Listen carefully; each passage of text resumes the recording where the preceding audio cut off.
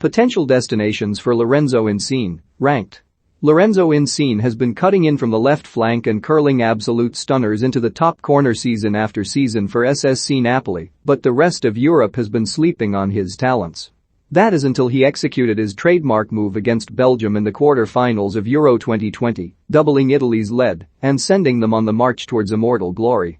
Insigne was instrumental in the Azzurri's European triumph, demonstrating to the world exactly what he is capable of on his day. It was undoubtedly the best summer of his career, but incredibly poorly timed for his hometown club, Napoli.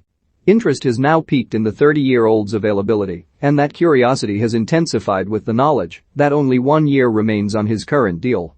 Napoli do not want to lose their captain and are hoping he'll put pen to paper on a new contract, but even more crucially, they don't want to lose him for free.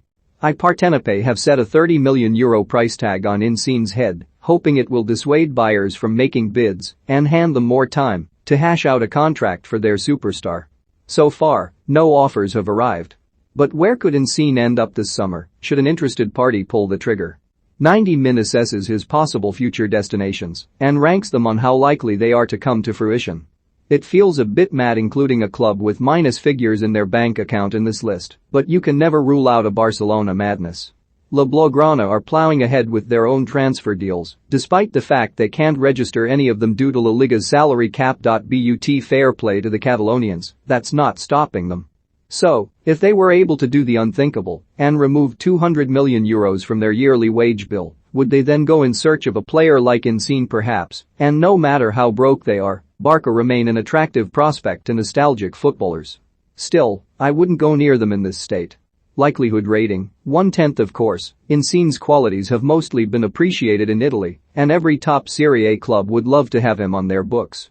The likes of Milan and as Roma have been named as potentially interested parties, while Juventus are always in the mix. However, the winger knows that a move to another Italian side would tarnish his relationship with Napoli supporters, perhaps beyond repair. Neapolitans are a loyal people and they expect the same of their heroes, or they'll face the consequences. Our guess is Insigne would much rather put pen to paper on a new contract or consider options abroad before ruining his Napoli legacy with a move to one of their direct rivals. Likelihood rating, 2/10 in some weird universe, this transfer would make sense. That universe being the same one as now, but 3 years ago, when Tottenham Hotspur were a club on the up, reaching Champions League finals and challenging for Premier League titles. Those glory days are a distant memory for the North Londoners, and they must start from scratch this summer. The prospect of signing Insigne is tantalizing, and in this market, he's affordable. They shouldn't get too carried away. However, the Jules Kounde rejection debacle tells you everything you need to know about this current edition of Spurs. Don't try and run before you can walk, because people on the internet will laugh at you. Likelihood rating, 3/10 Real Madrid, aka the wannabe saviors of football, if you listen to Florentino Perez, anyway, need to shift out a few players before considering bringing any in. Gareth Bale and Eden Hazard are two major problem children for the club, and their wages alone account for 13% of Los Blancos' entire wage bill. Should they be able to cut the duo loose, there'd be room for maneuvers in the transfer window. No matter how much money they earn in player sales, it'll never be enough to land long-term target Kylian Mbappé this year. Given all that, Madrid would surely jump at the chance to sign a player with the quality of Insigne at the price of only €30 million, who would solve so many problems in that final third.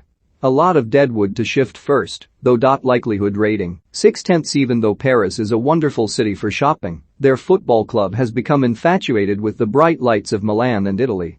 They've signed Achraf Hakimi from Inter, Gianluigi Donnarumma from Milan, and are also looking at his former teammate Theo Hernandez. Paris Saint-Germain could be tempted to make a trip south to Naples to continue their shopping spree. They do boast plenty of attacking firepower, but with the prospect of losing Mbappé for absolutely nothing looming large, they may need to lay the foundations for his replacement. Insigne would tear full-backs apart in League One and he'd be guaranteed Champions League football every season. Win-win likelihood rating, 6.5/10 now. If Liverpool are really pursuing West Ham's Jarrod Bowen, who'll likely cost north of £30 million, is it that mental to suggest they could potentially swoop for Insigne instead? The Italian may be older, but he's also cheaper, more experienced at the top level and a proven winner. He has played as part of a front three for years at Napoli too, meaning he'd be no stranger to Jurgen Klopp's tactics. Admittedly, Liverpool's finances appear to be a bit of a cause for concern right now with their lack of transfer activity, but they've got to spend something, right? A valuable addition to the squad. Likelihood rating, 7/10. Chelsea really are spoiling the fun for everyone, aren't they? Roman Abramovich has found his checkbook once again, and the incessant spending doesn't appear close to stopping. Their €100 million bid for Federico Chiesa tells us they're in the market for a winger, and with Juventus refusing to budge, perhaps they could turn to his national compatriot as an alternative. Do they need him? Probably not. Will that stop them from signing him? Absolutely not. Likelihood rating, 8/10.